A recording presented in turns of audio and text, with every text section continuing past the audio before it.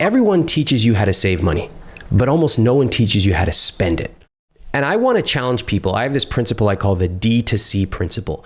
And it, instead of being derisive and saying, oh, so stupid, that's ridiculous, I would never do that, I actually want to encourage everyone to be C, curious. Why would a guy like Lewis intentionally spend money on a business class ticket? Man, he earns good money.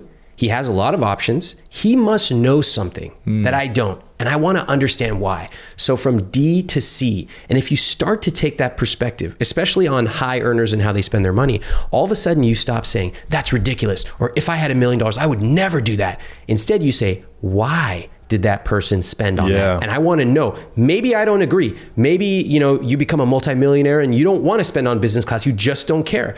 But it's interesting that you do it, and I'd like to know more. Yeah, but I'm also always trying to save. Yeah. Like I'm willing to spend, but I want to save a lot if it's going to be expensive. I'm like, I'm always telling my assistant, like, look for the deal, look for the deal.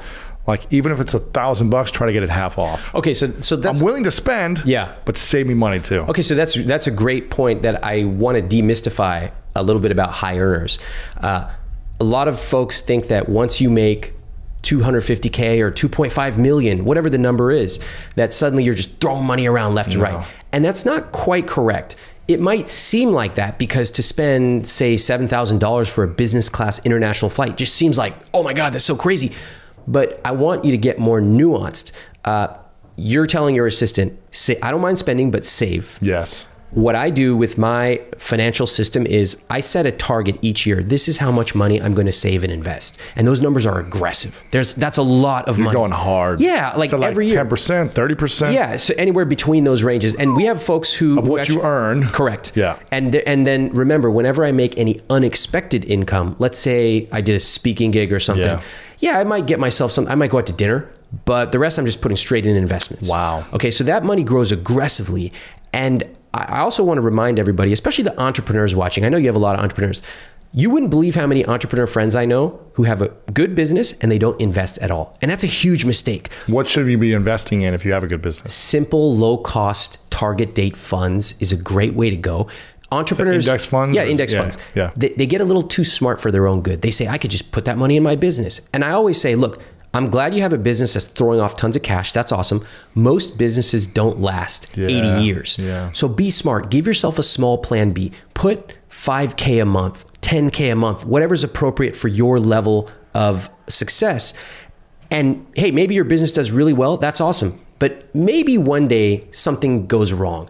Always want to be prepared. You never want to have your back against the wall. So I just want to encourage everybody, whether you're making $250K or 2.5 million for the high earners here, don't get too smart for your own good. Keep investing and saving.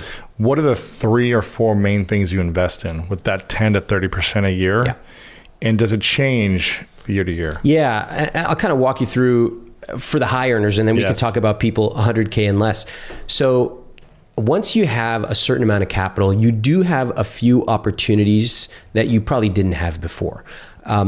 Everybody has this idea that, the rich have all these crazy tax breaks and captive insurance and this and that. And I've looked into all that stuff, right? I know building about insurance companies and all these other things, right? Yeah. Here's the truth. The truth is... Some stuff is a little sketchy, but yeah. Definitely. And I'll say my core values are that when it comes to things like taxes... I love your principle on this. I'm very conservative. I'm like, dude, only in this country could I have been this successful. I love this mindset. Yeah. I'm happy to pay my taxes. It means that I had the opportunity to create something great.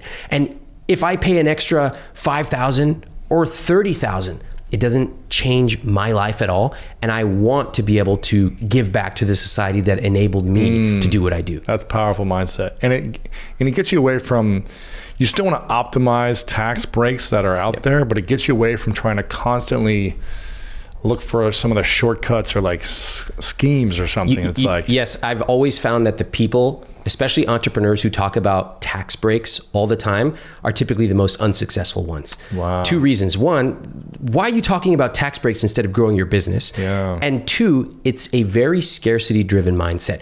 Ooh, I only have this much that I have to protect. When really you can just grow the pie and your taxes are simply a proportion. Just make more. Just make more. Now, yes, you do want to optimize and take advantage of all legal tax breaks. So as you earn more, you do have more opportunities. You have not only your 401k, you have all kinds of advanced IRA options, you have HSAs, you have a variety of things. But at a certain point, if you're making enough, you're going to max all of those out. Yep. Okay, so what do you do when you max it all out? So then the next step is to simply create a taxable account. It's just a typical non-retirement account, just at Vanguard or where I use Vanguard, whatever you want.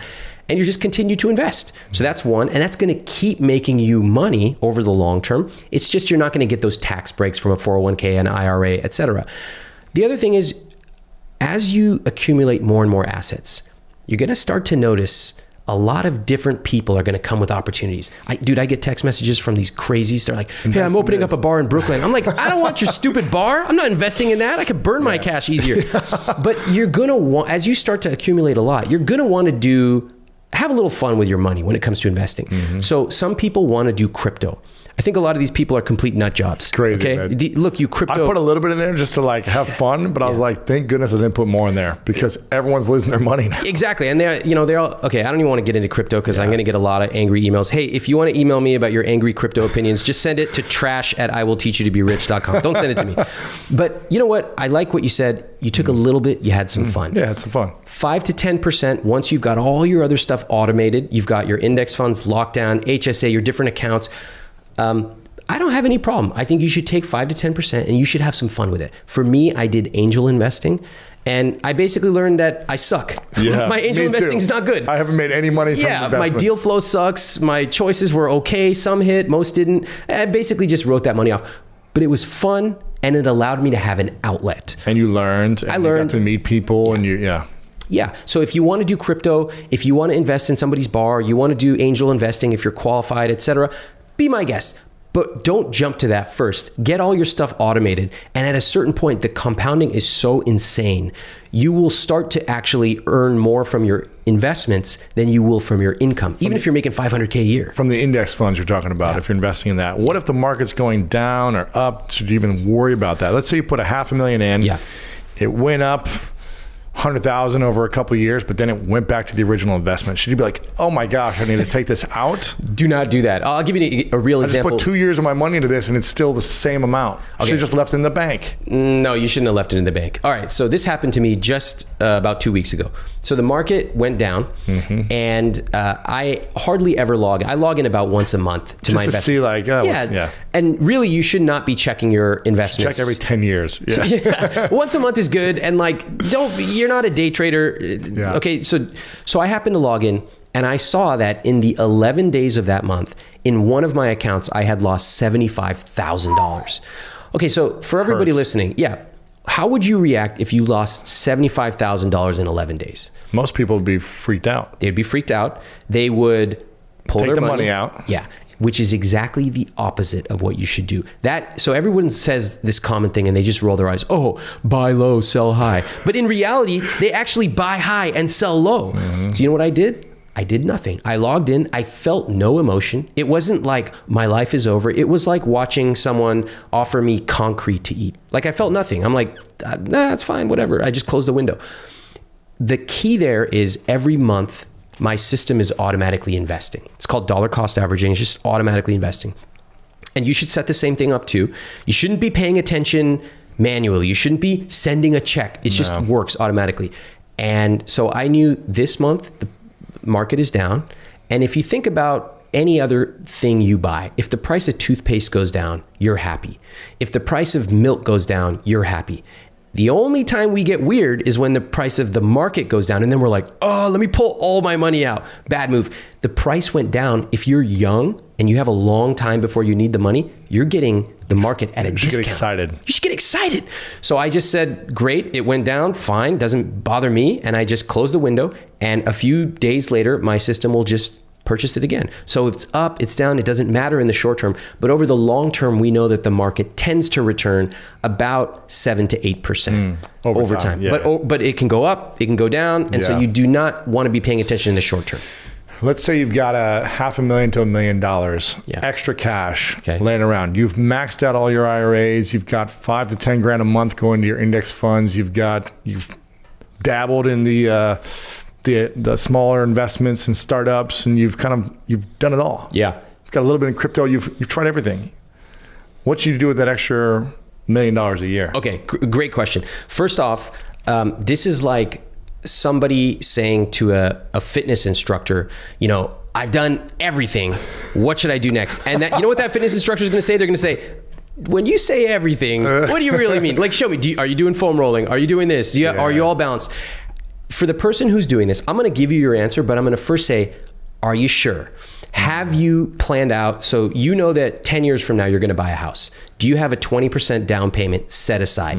I do. And I have no plans to buy a house anytime soon, but I have 20% set aside for a house. For that moment, yeah. Yeah, for when so I already plan for what I know is coming, even though I have no interest in it today. What about the first year of your kid's life? Do you have that set aside?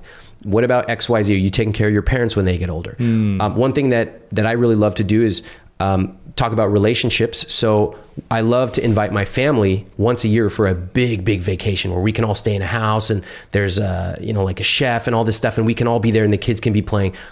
Is that something that's important to you? That's cool. Right? So plan for that. Now, if you've done all that stuff, you got your 6-month emergency fund, you've got your investments automated on autopilot, and you still have money left over, you're in an awesome position. And now you can do a couple of things. One, if you want to keep growing that money, you can simply invest it in a non-retirement taxable account. And that money will grow like crazy. If you're putting in 10, 20K a month, that money will turn into massive amounts. And you can, if you guys don't believe me, just go search for compound interest calculator. Bankrate has a really good one, and plug in 20K a month for 10 years. And that's it. Just stop and watch what happens as that money grows. 7 or 8%? Yeah, at 7% returns, and watch what happens. Right. It becomes like a tsunami. You cannot stop it. So that's one. The other thing is, if you want to invest in a little bit of fun stuff, if you're like, hey, I want to take 10% of this and invest in like this crazy investment, my buddy's starting a thing, go ahead. Just be prepared to write it off. Maybe it works, maybe not. And then from there, you should also remember a third thing, and nobody really talks about this. Maybe it's time to increase your quality of life. Maybe instead of staying in the middle back seat, it's time to upgrade to the exit row. Right. Or business class. Or maybe it's time to eat at a different restaurant. Maybe it's time to really think about your money dial and say, hey, I always claim that wellness is important, and yet I'm still eating like the same old thing I used to eat 10 years ago. Maybe it's time to upgrade what I eat and where I work out and all that kind of stuff, my gear. You can do that. Yeah. You've made it. You already won the basic game. So now you get to benefit from it. What about real estate? Because a lot of people, I hear people that are all in on real estate investment, or they're kind of like all in on the market. I think that real estate, so a lot of people are going to hate me after I say this. I know you guys have all been told since you were like 2 years old, real estate's the best investment ever. And it turns out that's not really true. A couple of things that might surprise you. If you're buying one home. If you're buying a house and living in it. If you're buying multiple units or buying multiple homes and that's your business, it might be a better investment. Correct. Let me make the distinction. So most people in America are told that the American life, the American dream is graduate from college, get married, buy a house, white picket fence, 2.5 kids, and you made it. And I think we all just have to look at people who are a little bit older than us to realize that might not be our American dream. We might want to travel more. We might want to work remotely. I mean, here we are in the middle of a weekday, chit-chatting and sharing it with millions of people. This is our dream. So I want to challenge people to really question what you've been taught. That's number one. Number two, most people who buy a house and live in it think that it is the best investment, but most people have never run the numbers. It's like my piggy bank. Yeah, they think that. They don't understand that when you spend money on a house, you've incurred tons of phantom costs. You have taxes, you have maintenance, you have all kinds of things that you don't count. And if you actually factor all those numbers in, real estate often, in fact, many times, is not a great investment at all. It's a place to live. And you have these phrases like you're throwing money away on rent. It's not true. Your landlord's making a profit, otherwise they wouldn't do it. That's not true. Your landlord can't charge you whatever they want. They can only charge you what the market will bear. Yeah. So if you search my name in real estate, you'll see all the numbers played out. Now, on the other hand, if you are a real estate investor and you're disciplined, that's a different story, and that can be effective. But mom and pop who are thinking that they bought their house in 1970 for $200,000 and now it's worth $600,000. They think they made $400,000. Actually not. If they had taken that money and put it in the market, they would probably have much, much more. Really? Yeah. Wow. We all get wake-up calls. We get wake-up calls in our relationships, our spiritual walk, our leadership styles. We get wake-up calls in our finances. The cool thing is when you get the call, then you have to make the choice. Are you going to answer the phone?